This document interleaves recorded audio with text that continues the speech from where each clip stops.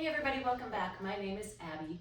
I'm with Fitness is Medicine. Today we're going to do another great strength training workout you can do in your home with minimal equipment, easy to follow directions, and minimal space.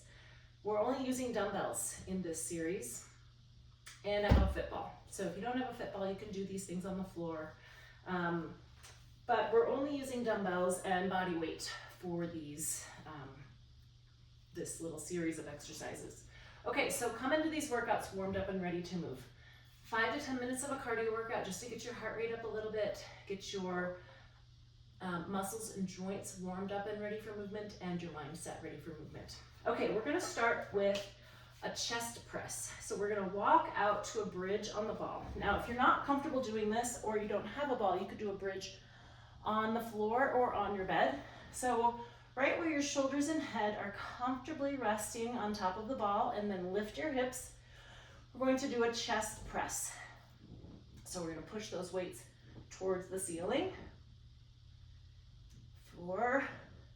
Now you can keep your elbows out like this, almost like as if you're doing push-ups, or you can keep them in closer. It's completely up to you, whichever feels better on your joints.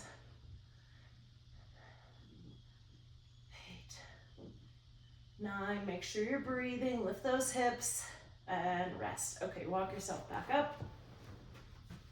And that's that. Okay, we're gonna set these weights down, and then we're going to do a body weight exercise. So stand next to something sturdy, a kitchen counter, maybe I've got my elliptical here. We're going to do standing hamstring curls. So what that looks like is you're going to stand tall on one side, and then keeping your knees together, lift your heel towards your hips.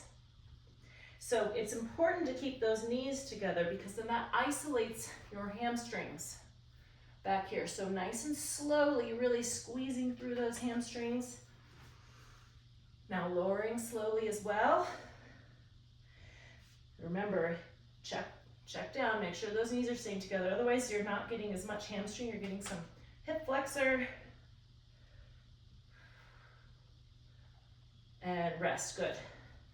You can even think about keeping that knee a little behind your standing knee, and that isolates those hamstrings just a little bit more. Lift that heel as high as you can. 8, 9, and 10, good. Okay, now we're gonna grab one of those dumbbells that we were just using, and we're going to do a triceps extension overhead. So I'm gonna have you hold the dumbbell on the sides like this, push it straight overhead, and then you're going to drop it behind and then straight back up. So you're keeping your elbows by your ears, isolating those triceps. 6, keeping your tummy nice and tight. 7, breathing. 9, and 10. All right, good. Okay, now we're gonna lower down to the floor. I've got a little bit lighter weight here. Again, if you have trouble getting up and down off the floor, you can use your bed for this one, it's great. Okay, we're going to do an opposite chest fly leg lift. So my right knee is bent. I have my dumbbell in my right hand, and I'm going to lift my left leg. Now I'm lifting this straight overhead, but my leg is only going as high as my bent knee. Breathing. 6, 7. You might need a lighter weight here than you think. Probably less than you would do for a full-on chest fly, because it takes a lot of stabilization only doing that one side. All right, switch sides.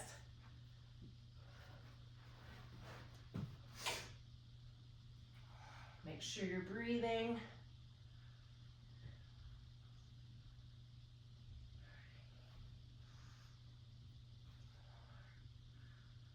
Nice and slowly, don't quite set the weight down or your foot. Controlling it both ways. And 10, good. All right, now Now we're gonna stay on the floor and I'm gonna grab my fit ball here, put my feet up on top of the ball, and we're going to do bridges with your feet on the ball. So if you've never tried these before, the closer to your knees that ball is, the easier this will be. The further out on your heels, it'll be much harder. So if you've never tried this before, keep it close to your knees and you can always kind of work it out. So what I want you to do is think about lifting and straightening those legs. We're gonna hold it for about 5 seconds and rest.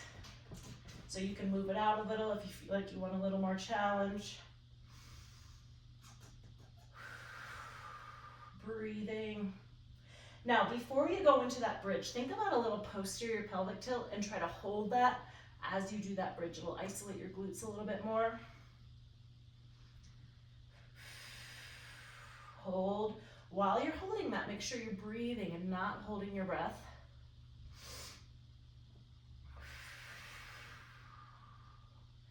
And you can just breathe normally. You don't have to breathe in and out of a certain pattern. Whatever works for you to control your breath, but keep breathing. And one more. And rest, good. Okay, we're gonna stay on the floor for our last one. So I'm gonna roll my ball out of the way and we're going to do a double knee lift. So this is a core exercise. So again, I want you to think about flattening that back so it's a little posterior pelvic tilt. You're gonna lift your knees towards your nose and then lower them down, but don't quite set them back down. Now your goal is to try to maintain that pelvic tilt, your flat back. You don't want to be able to put your hands down in between the back and the floor. Nice and slowly. Again, keep breathing. This can be really hard doing core exercises and continuing to breathe.